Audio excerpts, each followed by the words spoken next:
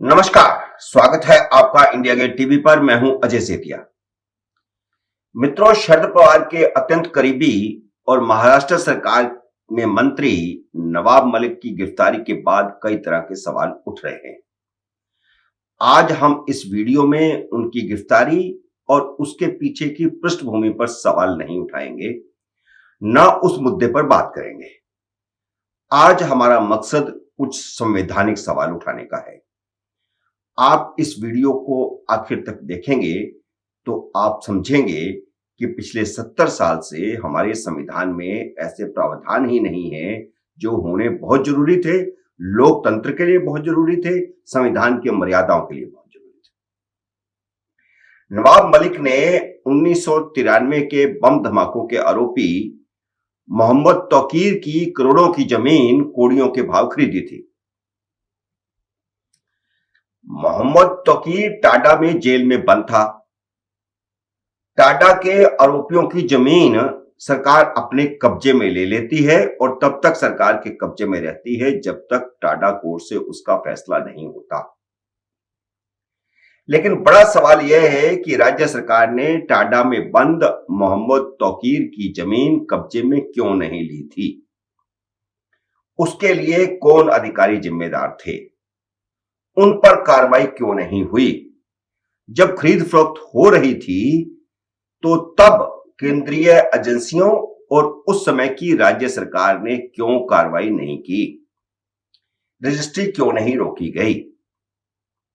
लेकिन अब जो अहम सवाल विचारणीय हैं इन सब घटनाक्रम के बाद, अब मैं उस पर आता हूं। वह यह है कि गिरफ्तारी के बाद भी संवैधानिक पद पर बने रहना क्या भारतीय संविधान की सबसे बड़ी कमजोरी साबित नहीं हो रहा? संविधान में राष्ट्रपति और राज्यपाल दो ऐसे संवैधानिक पद हैं जिन पर आसीन व्यक्ति को सिविल या आपराधिक मामले में गिरफ्तार नहीं किया जा सकता। लेकिन केंद्रीय मंत्रियों, सांसदों को सिविल मामलों में गिरफ्तारी से तो छूट हासिल है, लेकिन आपराधिक मामलों में नहीं है। केंद्रीय मंत्रियों और सांसदों पर सिविल मामलों में कोई आरोप लगे तो संसद सत्र के 40 दिन पहले, संसद सत्र के दौरान और संसद सत्र समाप्त होने के 40 दिन बाद तक उनकी गिरफ्तारी नहीं हो सकती।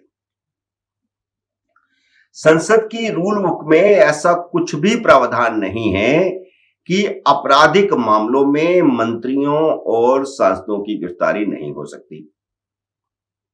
अगर ऐसा प्रावधान केंद्र में होता, संसद की रूल बुक में होता, तो विधानसभाओं की रूल बुक में भी डाला जा सकता था। पिछले साल उद्धव ठाकरे सरकार ने केंद्रीय मंत्री नारायण राणे को आपराधिक मामला दर्ज करके गिरफ्तार करवा लिया था।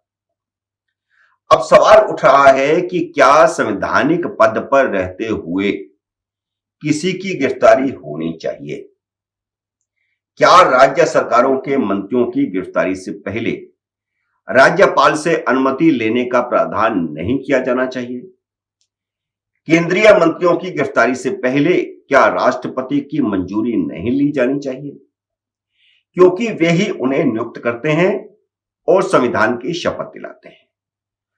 अगर यह प्रावधान हो जाए तो राज्यपाल और राष्ट्रपति पहले ही कदम उठा सकते हैं कि उनकी गिरफ्तारी से पहले ही वे या तो इस्तीफा दे दें या बर्खास्त कर दिया जाए। तो इससे इस तरह संविधान की मर्यादा का हनन नहीं होगा।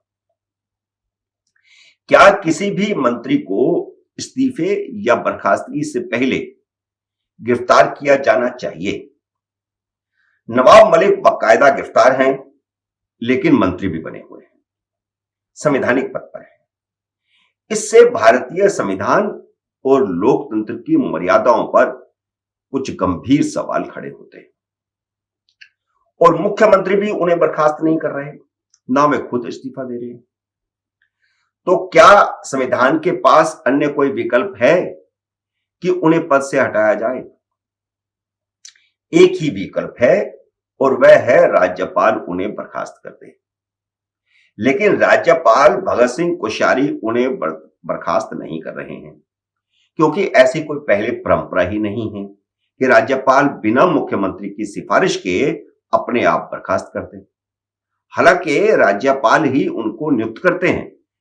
भले ही मुख्यमंत्री सूची बनाकर देते हैं कि ये मंत्रियों को शपथ दिलाई जाए, लेकिन शपथ तो राजभवन से ही दिलाई जाती है और राज्यपाल के यहां से ही सूची जारी होती है कि ये मंत्री तैनात किए गए। पिछले साल विधानसभा चुनाव से पहले पश्चिम बंगाल के मंत्री सुब्रतो मुखर्जी और फरियाद हकीम को सीबीआई ने नार्ड स्टिंग में गिरफ्तार कर लिया था। राज्यपाल जगदीप धनखड़ ने तब ट्वीट किया था कि यह खतरनाक स्थिति से चिंतित है। उन्होंने मुख्यमंत्री ममता बनर्जी से संवैधानिक मानदंडों और कानून के शासन का पालन करने का आग्रह किया था, वह भी ट्वीट के माध्यम से।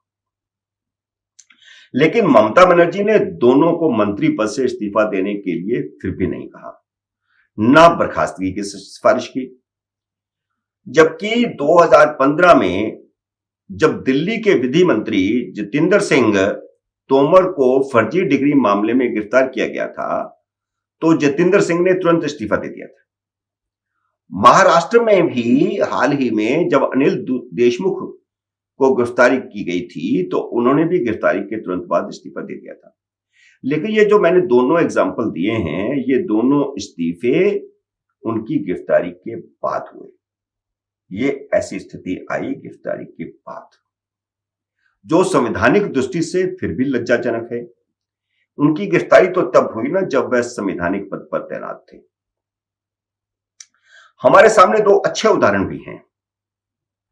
जब हुबली में राष्ट्रीय ध्वज के पुराने मामले में मध्य प्रदेश की मुख्यमंत्री उमा भारती के खिलाफ वारंट जारी हुआ था, तो भारतीय जनता पार्टी ने उनसे मुख्यमंत्री पद से इस्तीफा ले लिया था।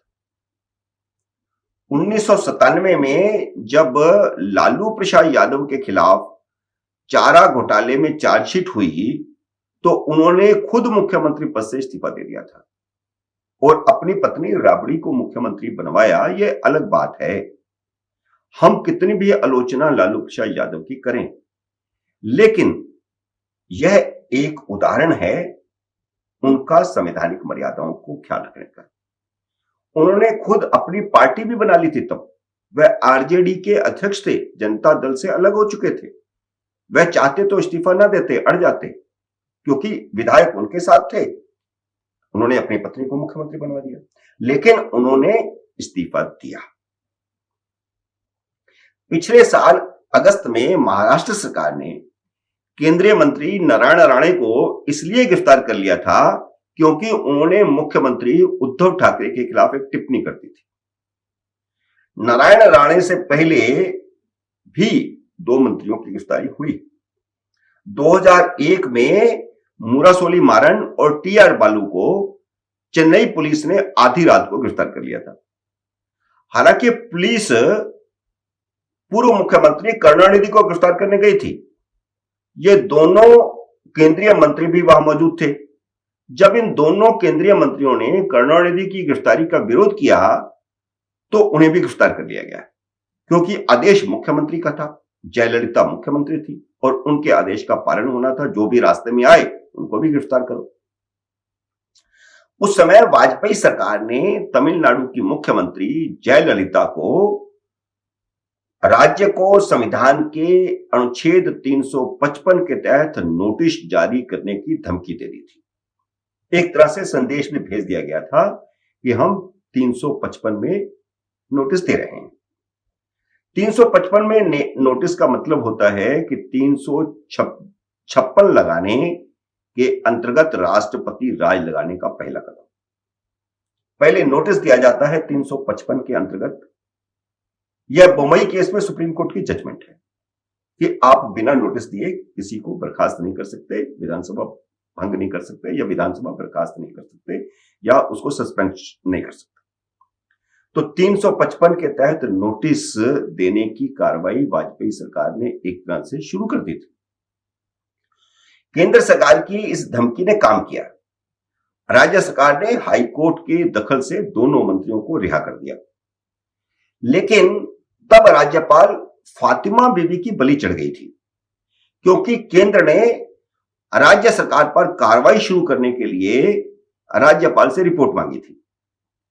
राज्यपाल की रिपोर्ट इतनी ढीली थी कि एक तरह से राज्य सरकार का ही पक्ष ले रही थी।